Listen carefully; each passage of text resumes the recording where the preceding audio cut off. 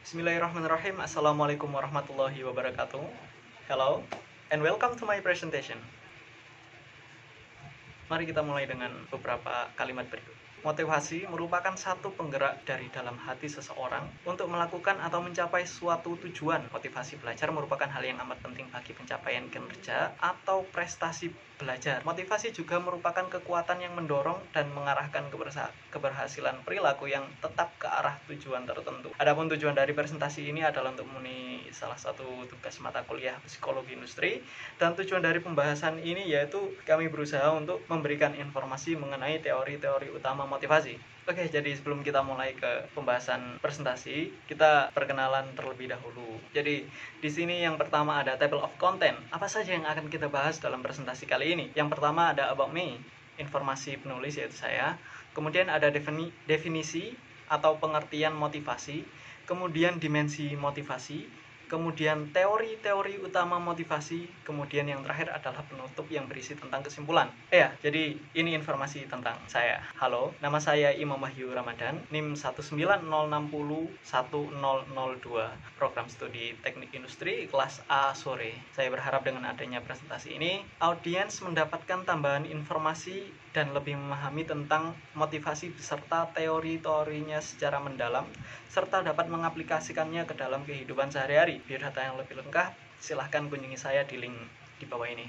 Ini ada sedikit slogan dari saya, only one impressive phrase. It's always seem impossible until it's done. Nanti akan ada penjelasan yang jelas dalam presentasi ini.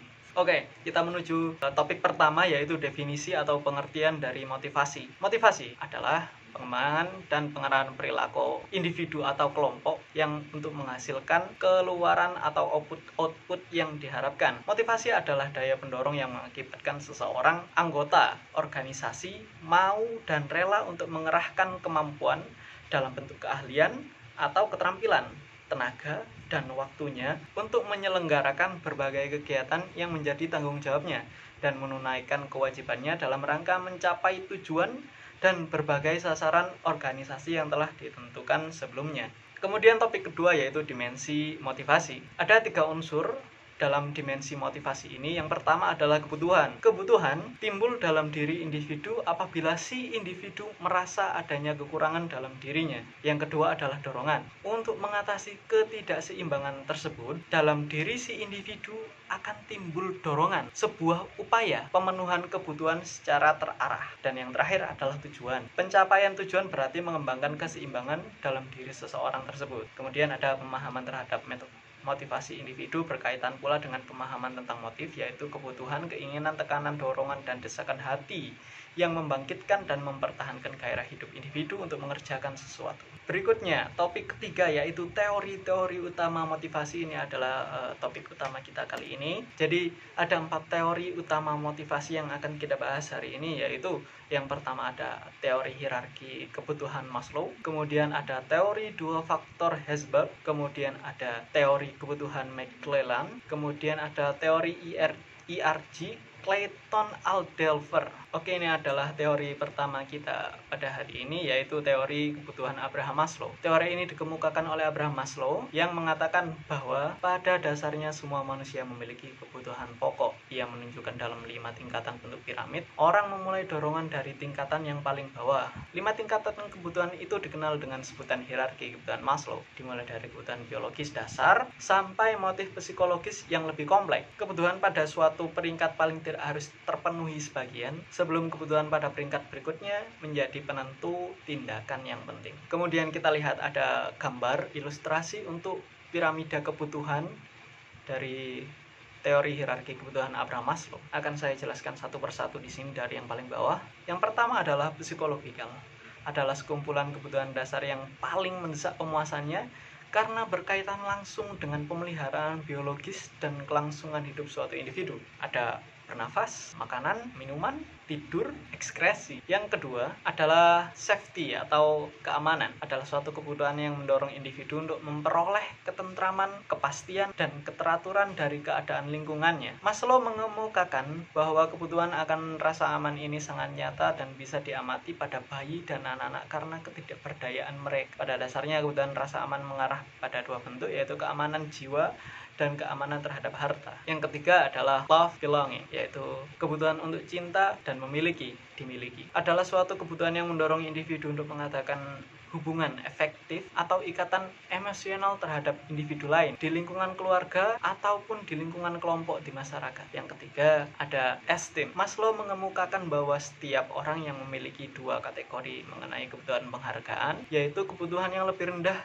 dan lebih tinggi. Kebutuhan yang rendah adalah kebutuhan yang menghormati orang lain akan status, ketenaran, kemuliaan, pengakuan, perhatian, dan reputasi, dan lain-lain. Kemudian kebutuhan yang tinggi, yang dimaksud dengan kebutuhan tinggi adalah kebutuhan akan harga diri mereka sendiri, perasaan, keyakinan, kompetensi, prestasi, dan lain-lainnya. Dan yang terakhir adalah self-actualization. Ini adalah aktualisasi diri, yaitu kebutuhan ini akan muncul apabila kebutuhan di bawahnya sudah mulai terpenuhi semuanya dengan baik tentunya. Maslow menandai kebutuhan aktualisasi diri ini sebagai hasrat individu untuk menjadi seseorang yang sesuai dengan keinginan dan potensi diri yang dimilikinya. Ya, ini adalah 5 level dari hierarki kebutuhan Abraham Maslow. Teori Maslow mengasumsikan bahwa orang berkuasa memenuhi kebutuhan yang lebih pokok atau fisiologis sebelum mengarahkan perilaku memenuhi kebutuhan yang lebih tinggi atau perwujudan diri mereka. Kemudian, kebutuhan yang lebih rendah harus dipenuhi terlebih dahulu sebelum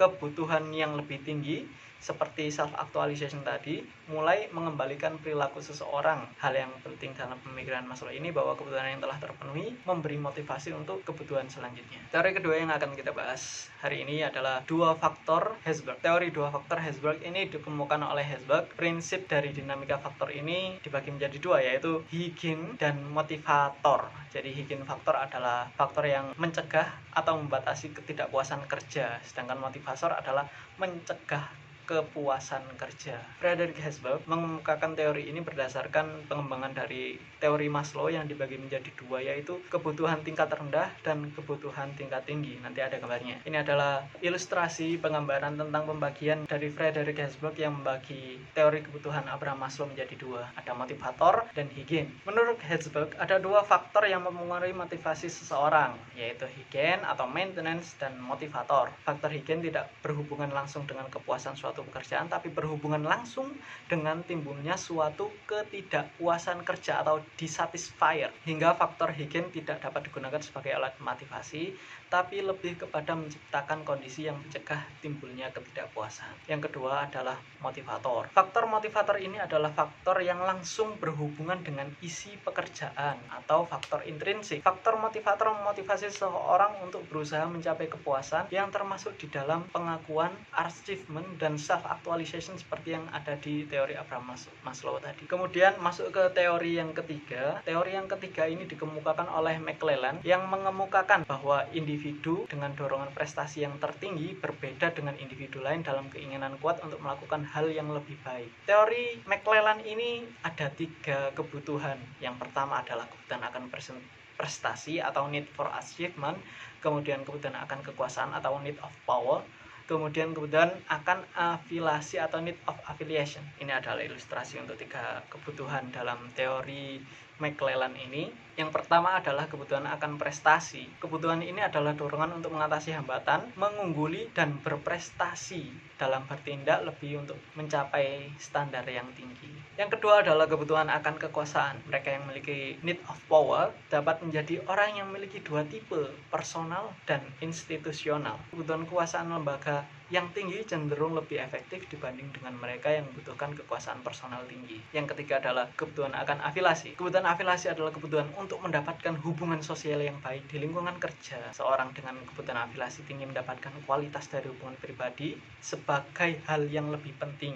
Oleh karena itu, hubungan sosial lebih didahulukan daripada penyelesaian tugas atau pekerjaan mereka. Dan masuk ke teori yang terakhir adalah teori IRG Clayton-Alderfer. Teori ini dikemukakan oleh Clayton-Alderfer dan IRG merupakan singkatan existence atau keberadaan. Ini kalau disambungkan dengan teori Abraham Maslow itu masuk yang fisiologis dan safety. Kemudian yang kedua ada relativeness, yang juga mencakup dalam Maslow, yaitu afiliasi. Kemudian growth atau pertumbuhan, itu teori 2 tertinggi dari Maslow, yaitu ada self-actualization dan esteem. Kemudian ini ada ilustrasi perbandingan antara teori hierarki Abraham Maslow dengan IRG ERG dari Aldelver. Dan yang terakhir adalah tentang penjelasan teori Aldelver. Teori Aldelver menekankan bahwa berbagai jenis kebutuhan manusia itu diusahakan pemuasannya secara serentak. Apabila teori Aldelver disimak lebih lanjut, akan tampak bahwa makin tidak terpenuhinya suatu kebutuhan tertentu, makin besar pula keinginan untuk memuaskannya. Kuatnya keinginan memuaskan kebutuhan yang lebih tinggi semakin besar apabila kebutuhan yang lebih rendah telah dipuaskan. Sebaliknya, semakin sulit memuaskan kebutuhan yang tingkat lebih tinggi, semakin besar keinginan untuk memuaskan kebutuhan yang lebih mendasar terlebih dahulu. Itu saja yang dapat saya sampaikan. Kita akan menuju ke sesi terakhir, yaitu sesi penutup